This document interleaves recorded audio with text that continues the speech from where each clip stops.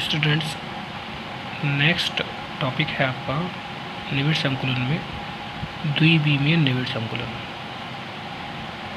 अब आपको मैं पहले भी समझा चुका हूँ, इसके बारे में आप प्रीवियस वीडियो में देख सकते हैं कि बीमाएँ कितनी होती है। बीमाएँ 3 होती हैं, लंबाई, चौड़ाई और ऊंचाई। अब सिंपल सी बात है, अगर हम लंबाई में ही वृद्धि कराएंगे तो वो कौन सा होगा? वो एक विमीय निविड़ संकुलन होगा। और हम लंबाई के साथ साथ चौड़ाई में भी वृद्धि कराने लगेंगे, इन अवयवी कणों की संख्या को बढ़ाते रहेंगे लंबाई के साथ साथ चौड़ाई में भी, तो बन जाएगा आपका द्विविमीय निविड़ संकुलन। देखिए मैं बताता हूँ, समझिएगा।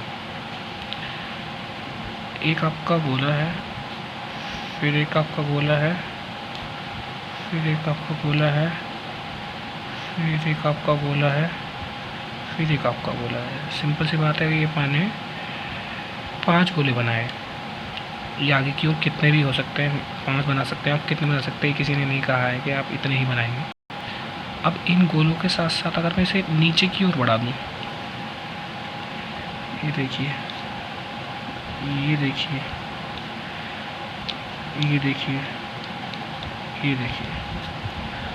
सिंपल सी बात समझिए आप।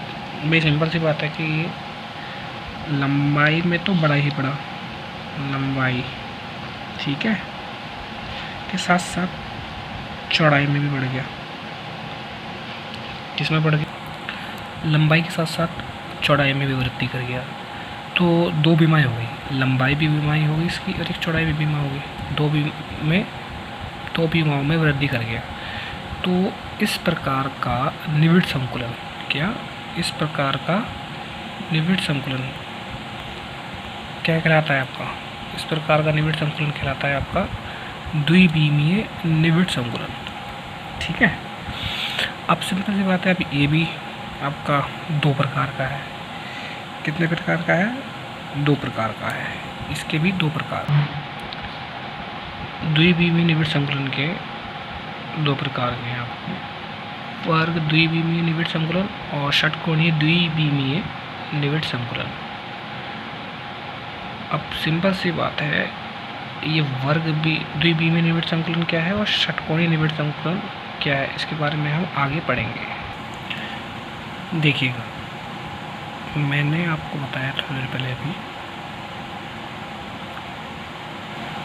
द्विविमीय निविड़ संकुलन के 2 प्रकार बताए थे। एक था आपका वर्ग द्विविमीय निविड़ संकुलन और दूसरा था आपका षटकोणीय द्विविमीय निविड़ संकुलन। तो हम पढ़ेंगे आपका पहले वर्ग द्विविमीय निविड़ संकुलन के बारे में। तो वर्ग का मतलब तो हम पहले से ही जानते हैं। वर्ग का मतलब होता है एक ऐसी संरचना जिसमें लंबाई और चौड़ाई समान होती है। ये भुजा जो होती है, दोनों भुजाएं बराबर होती हैं।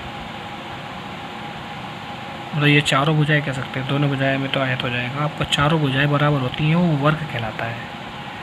अगर व्यवस्था कुछ ऐसी हो जाए कि वो वर्ग बन जाए उनके बीच में, तो वो द्विविमीय निविड़ संकुलन क्या कहलाएगा आपका? वर्ग द्विविमीय निविड़ संकुलन कहलाएगा। परिभाषा लिखेंगे इसकी, इससे आपको बेटर समझ में आएगा। इस प्रकार के द्विविमीय निविड़ संकुलन में कणों की पंक्ति को इस प्रकार व्यवस्थित किया जाता है। मतलब एक पंक्ति बनानी है हमें, कणों की गोल गोल जो कण बना रहे हैं उनकी पंक्ति को जिस प्रकार से बनानी है कि प्रथम पंक्ति द्वितीय पंक्ति के गोलों के ऊपर आए। प्रथम पंक्ति के गोले जो आए वो दूसरे पंक्ति के ठीक ऊपर आ जाए, पहले वाले से। इस प्रकार के निविड़ संकुलन को में उपसेट संख्या कितनी होती है? वो 4 होती है। अब मैं इस बात को बना के दिखाता हूँ आपको, देखिएगा। मान लीजिए मैंने ये एक पंक्ति बनाई, सीधा सीधा एक पंक्ति बनाई मैंने, ये बना रहा हूँ। ये देखिए, ये पंक्ति बनी। अब इस पंक्ति में क्या है, एक लाइन आपका लंबाई में बढ़ गई। अब मैंने इसे चौड़ाई में बनाया और चौड़ाई में कुछ ऐसा पढ़ा रहा हूँ मैं कि आप ध्यान दीजिएगा कि जो नीचे वाली जो दूसरी लाइन बना रहा हूँ मैं, इसके ऊपर जो पहली वाली लाइन है वो उसके गोले इसके ऊपर आए। मतलब अगर ये गोला है तो इस गोले के ऊपर दूसरा गोला आया है, इसके ऊपर दूसरा गोला, इसके ऊपर दूसरा गोला, इसके ऊपर दूसरा गोला, सबके ऊपर एक एक गोले आए हैं। दूसरे गोले उसके ऊपर ही है, मतलब दूसरे गोले वाली जो पंक्ति है उसके जो गोले हैं ऊपर ही पहले वाला गोले की पंक्ति आई है, और गोले एक के ऊपर एक है, बदले थोड़ी ना है। फिर से देखिएगा, अब मैं अगर एक और नीचे की ओर बढ़ाता हूँ, ये बढ़ रहा नहीं बढ़ रहा, वो अगर वन कहाँ है, ये वन उसी के नीचे रहे हैं, जो पहला वाला गोला है उसी के नीचे आ रहा है, दूसरा भी अगर उसी के नीचे आ रहा है, मतलब ऐसे गोले कुछ बनाने हैं जिससे आपके वो उसी के ऊपर आए। ये वाला इसके ऊपर है, इसके ऊपर है, इसके ऊपर है, सब एक ऊपर है, तो पंक्ति का क्रम जो है वो एक ही है। कैसा क्रम है? एक ही क्रम है। मान लीजिए ये पंक्ति ए है तो वो भी ए ही है, क्योंकि वो बदली थोड़ी ना है, ये भी ए ही है, सारी पंक्ति एक जैसी हैं।